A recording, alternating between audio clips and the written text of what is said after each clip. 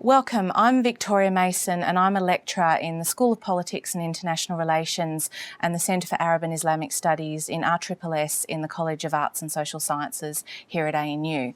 I'm very lucky today to be interviewing one of Australia's most acclaimed young journalists, Sophie McNeill. Sophie's courage in the stories that she tells, her determination to tell stories that others don't tell, have won her a wide range of awards, including some of the highest honours that a journalist in Australia can be awarded, including a Walkley Award, being the inaugural winner of a Walkley Young Journalist of the Year Award, and twice winning the Walkley Young TV Journalist of the Year. So we're very lucky to have you here, Sophie. Now, just to get started, I know that your career really began when you were just 15 and you took yourself off to East Timor to film a documentary. And I wondered if you could tell us what the spark for that was. Sure. I was at high school in West Australia. I was in year 9 at a public high school, and my mum brought me John Pilger's book, Hidden Agendas. And I'd always wanted to be a journalist, but I wasn't sure what kind of journalist I wanted to be. And I read that book, and I just remember finishing it and thinking, you know, how did I not know all of this stuff? I mean, that book documents some of the more kind of unjust situations across the world. And East Timor was one of those situations. And I remember reading that chapter and just thinking, my God, this is horrific. How did I not know this? And so I got involved in the East Timorese independence movement in Perth. It was 1999, and that was the year that East Timor voted for independence. And I started volunteering to work with East Timorese refugees, because after the vote, you had about 600 refugees who were airlifted out of the UN compound in Dili, and they came and spent about 6 months in Perth. So I volunteered there and made some very close friends who were refugees, and they had to go and return to East Timor at the end of their 6 months in Australia. And it was the height of the wet season. There was a lot of tuberculosis and malaria, a lot of dengue fever. A lot of people had their homes burnt to the ground. A lot of children were very sick. Infrastructure had just been destroyed when the Indonesians pulled out. They just kind of burnt the place to the ground. So it was a lot of questions about should these people have been returned at such a time. And I guess I was quite a stubborn young teenager who felt that, the media at the time wasn't talking about this stuff. And I thought, I want to be a journalist when I grow up. I want to go to East Timor and, make my own documentary showing kind of the situation that things are in, and the fact that, Australia had been so complicit in what had happened to the Timorese, and then now their country had been burnt to the ground. I felt that, we should be doing more to help, and that perhaps if I went there and took a video camera and filmed some of this stuff, this could be kind of a vehicle to try and raise money and, get things moving on the ground. So, just kind of very stubborn, and I had a very nice media teacher at my high school who lent me their brand new video camera, and, took it to Timor on my school holidays. And the story that you found there, how did that happen? I got sick. I'd been filming for about 6 weeks and had everything go wrong. I'd had tape stolen. Just stories had fallen through, and something had happened security-wise, so it wasn't safe to film 1 week or whatever. And I'd spent months preparing this trip and doing all this fundraising, and, I really wanted to make a serious documentary. I'd clearly watched too many movies and just thought, I have to have this film. What am I going to do? How can I go back home to Perth? All these people have helped me fundraise and helped me, they've lent me gear to go up there. I can't go home without having my documentary film that I'd set out to make. And one day I got really sick and I got dengue fever, and I rocked up at this clinic in Dili that was run by an amazing American there called Dr. Daniel Murphy. And he took one look at me and kind of poked me in the stomach and said, I think you've got dengue fever, which is kind of every third person in Dili had at that time. But then while I was there at his clinic, there was about 600 other people there, and there was no electricity, no running water, no proper antibiotics. And so I thought, wow, this is my story. This is such a great character. So I just sat there about a week, and sometimes you don't find stories find you. So, I mean, that was a really amazing story, and since then, I mean, most of the stories that you've covered have been in very dangerous and difficult places. So if I can ask what you think it is that drives you to do the stories that you do. I think I feel just like anyone else when I'm watching the news at home. It's this desire to want to know more about something. Like just from that very first instance when I went overseas with a video camera, it was because I had friends in East Timor and really cared about the people there and thought, hang on, they're telling me that there's, no health care and that, the conditions are really terrible and that there's all these foreign troops here, but nothing's really getting done and the aid's not getting through. And I'd been told that story, but that I wasn't seeing that in the media. So I was like a frustrated viewer at home who thought, I'm going to go out and find that story and tell it. And basically that's what I guess I do as a journalist. Like I think, I want to know more about that country. I feel like that's not being told. I've heard this and I think that's amazing and that would be a good story. So it's this desire, I guess, to bring something to the screen that I feel as a consumer of media isn't being told. And I think, why would you go and do a story that everyone else is doing? I think this often gets done. Often I'll turn on the news and I just feel like everyone's telling the same story. Everyone's speaking to the same people. Often things can be quite one-dimensional. So I think, I don't know why it's become so unusual for journalists to kind of go out and find original content, but it does seem to have become unusual these days. I think that often, things are just being repeated.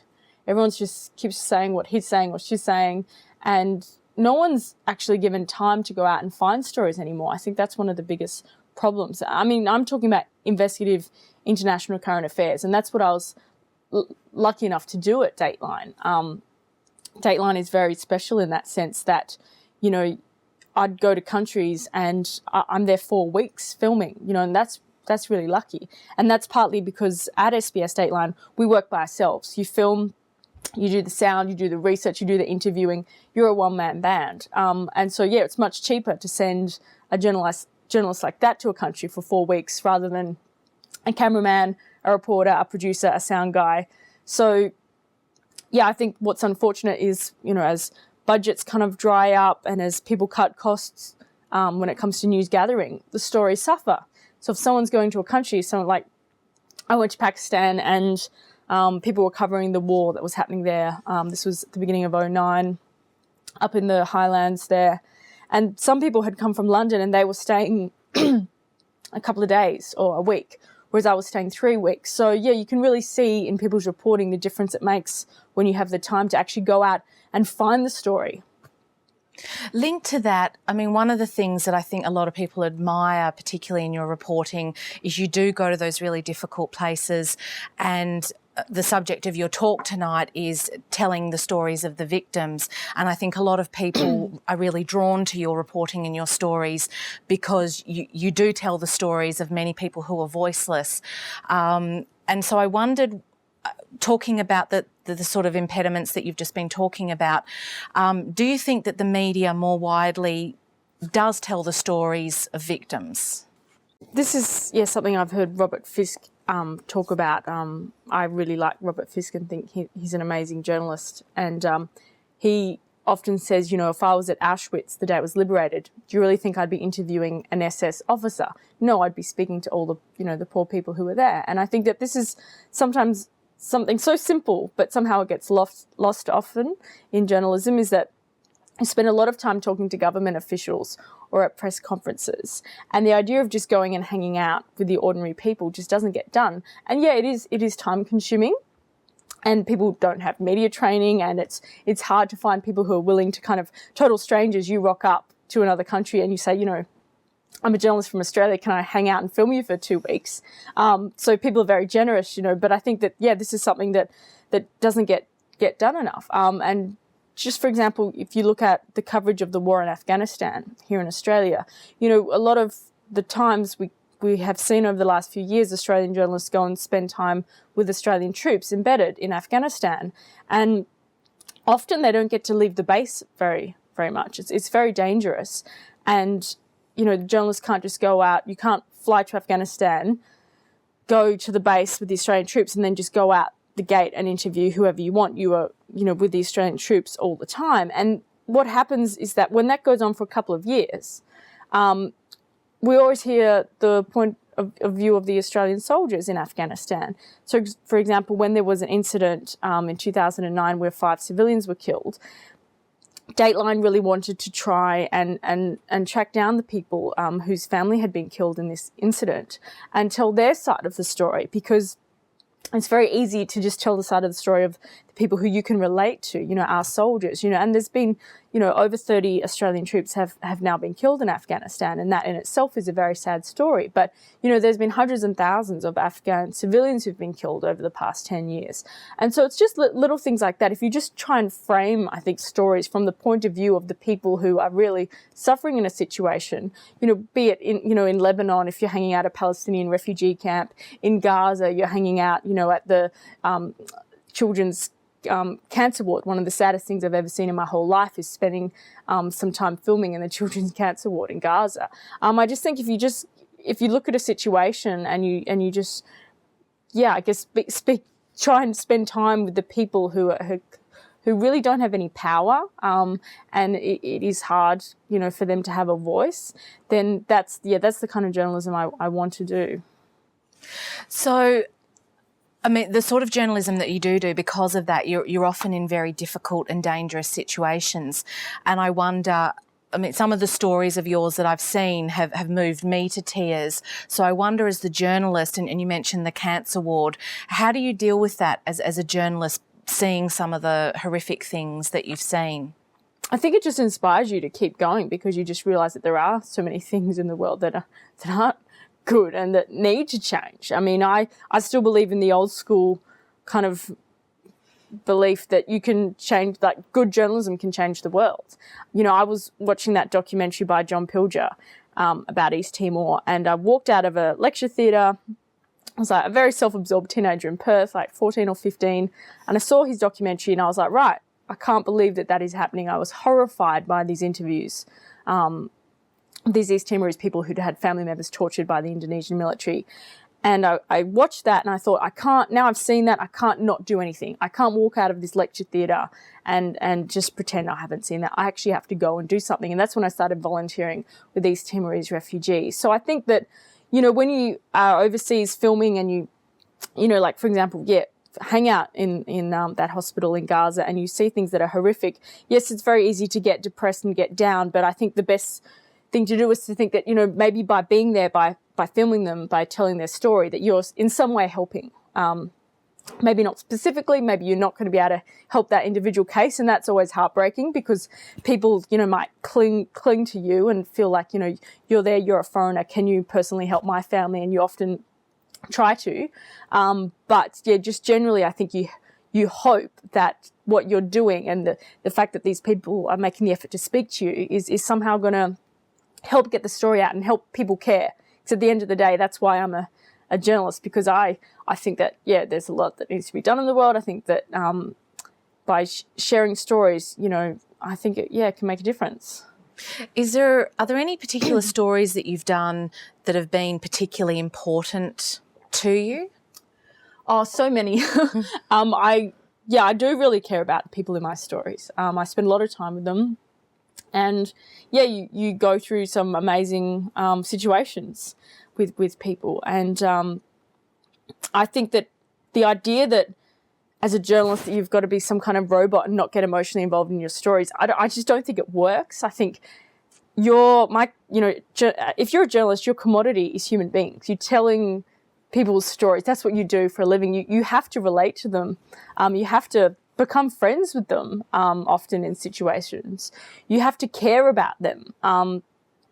Otherwise, I think you can tell, if you're watching something, you can tell really if the journalist kind of cared about the people or if they didn't. And I think that, to try and be a robot and pretend that you don't have any feelings is just stupid. There's heaps of stories where I've just, I've never forgotten the people that I've filmed with. I was in Afghanistan filming at these women's shelters. It was in Herat in the west of the country, and there was this women's shelter where people who'd been forced into marriages had fled because they were in situations of domestic abuse. And some of the people there were very young, like 14-year-old girls with babies who had abusive husbands, and the only place they could go was to this one shelter.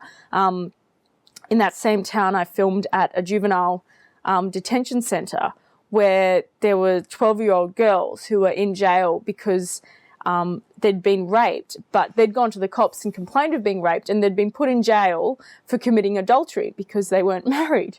So it was just an incredibly unjust situation. And, you know, I'm still in touch with the woman who ran that shelter and who took me into that prison. And I'll never forget kind of what I saw that day. And, she actually came on a tour to Australia, and I helped organise some speaking events with her, because you can't just go out and see things like that are so unjust and so horrific, and spend time with someone and get to know them, and then just, you know, forget about them and just pretend they don't exist. So I think you definitely kind of, I've got lots of friends all around the world that, I have never forgotten about. What do you think are the greatest challenges in your job, in the sorts of stories that you cover? Often it's hard trying to convince people to let you go. I think journalists all over the world have trouble, you know, trying to convince their bosses to let them go do this story. I mean, things are very dangerous these days. I mean, I remember before I went to Afghanistan having to spend a long time trying to, you know, research to make sure it was safe and all this and la-di-da. So I think, it has become a more dangerous world for journalists. And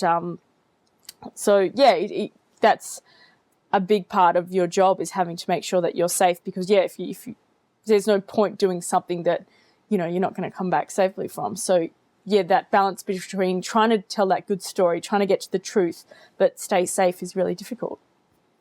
Can I ask what impact you think new technologies have had on your field? I know I've asked you this in the past, and I'm really interested in your take on, you know, new technologies and how they've maybe made your job more possible.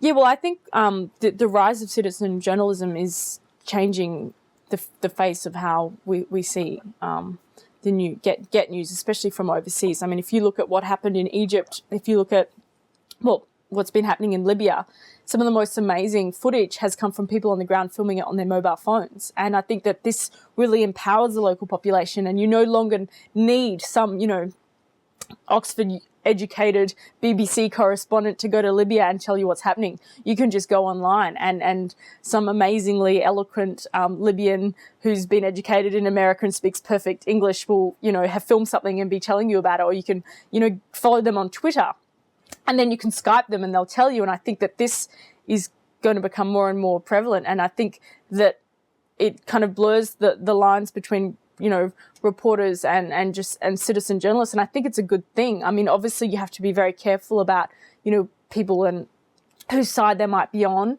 and things like that. But I think that at the end of the day, when it empowers the local people to tell their own stories, that's a brilliant thing, because it just means that more stories are getting out, and it's much easier to find out what's going on.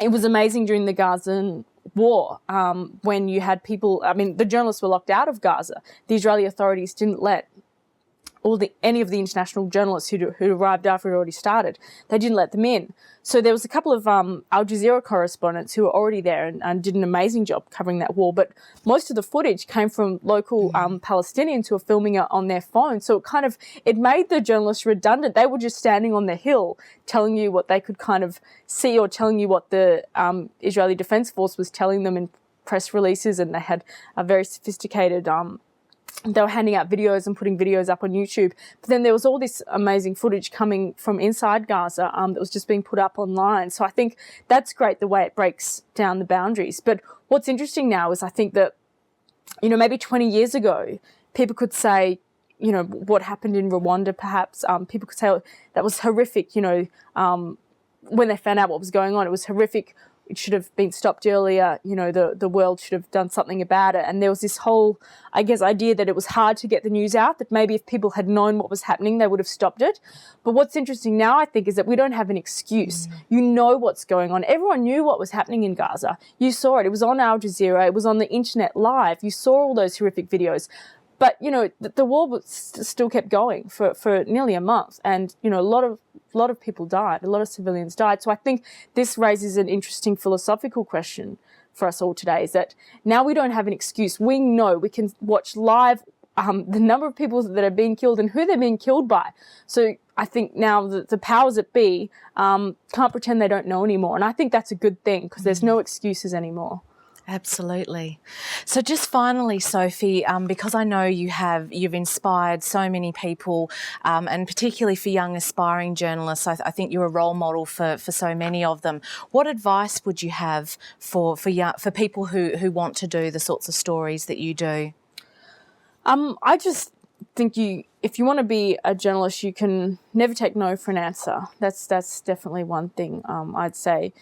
But also, I think you honestly have to just work really hard, and you have to care. It's really funny. Often I'll meet people who say they want to be journalists, and then like they don't really love the news, or they don't really love international politics, or they don't really love just politics generally. And I just think that you have to have a passion for this, because you really do live and breathe this job. And it isn't the kind of thing that you go home and just switch your brain off at 5 o'clock. You know, you often working day and night. And you have to care, because especially if you're working in a place like SBS, you're not getting the big bucks. So you actually have to care about what you're doing, and you have to be doing it for a reason. And for me, it's because, I wanted to be a journalist because I thought it was a good way to try and make the world a better place. And every time I did a story, I did it because I thought it was a good story that needed to be told. And I just think that it's such kind of a simple thing to do, to do journalism, because you think you want to tell good stories for people who need to have their stories told, because, you know, in some way they're a victim, or in some way, you know, they're in a very unjust situation. I don't think that it's that remarkable, but somehow maybe in today's kind of world, it seems like this really brave concept, but it's really quite simple. And I just always think back to the fact of when I was inspired to go out and try and do something because of a powerful story that I heard. And I once got a letter. I did a story with filming with Karen refugees on the Thai-Burmese border. And I got a letter from a young guy in Sydney who said, you know, thanks for doing that story. I really loved watching it. It made me want to go and volunteer. And now I'm living in Thailand and I'm working with these Karen refugees. Wow. And for me, it just felt like the best letter I'd ever gotten.